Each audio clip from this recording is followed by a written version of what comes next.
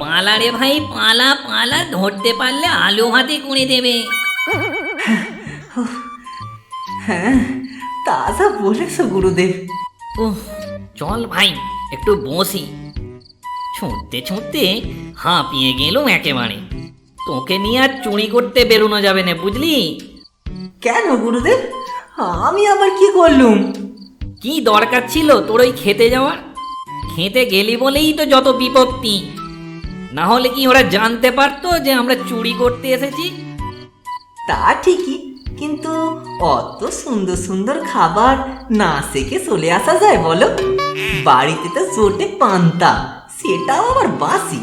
তবুও তো আর জুটলো একটু খাসি। ওরে ছাগল, তোর বুদ্ধিতে চললে হয়ে যাব আমি পাগল। এইভাবে চললে আর সংসার চালাতে হবে না, বুঝলি? কিন্তু কি করা যায় বলতো? আমিও ভাবছি কি করি কি করি। আইডিয়া! চলো গুরুদেব, আমরা বরং একটা এইরকম হোটেল খুলি, ভালো ভালো রান্না খেতে পাবো।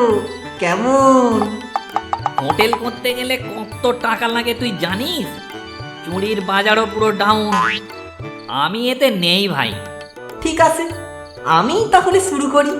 দেখিস আবার নিজেই যেন সব খাবার সাবার করে দিসনি, তাহলে পাঁঠার জায়গায় তোর বউয়ের ঝাঁটা জুটবে। হি হি হি হি হি।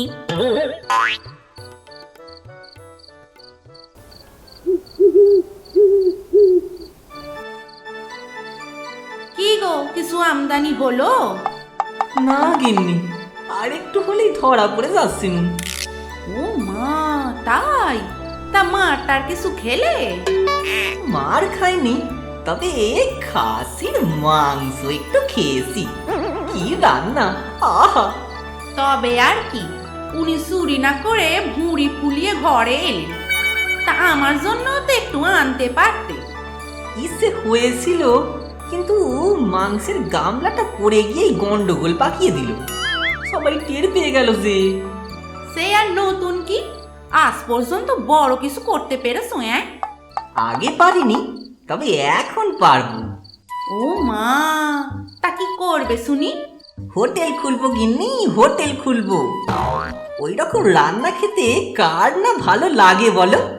রোজ রোজ খেয়ে খেয়ে পান্তা বেরিয়ে যাচ্ছে জানটা।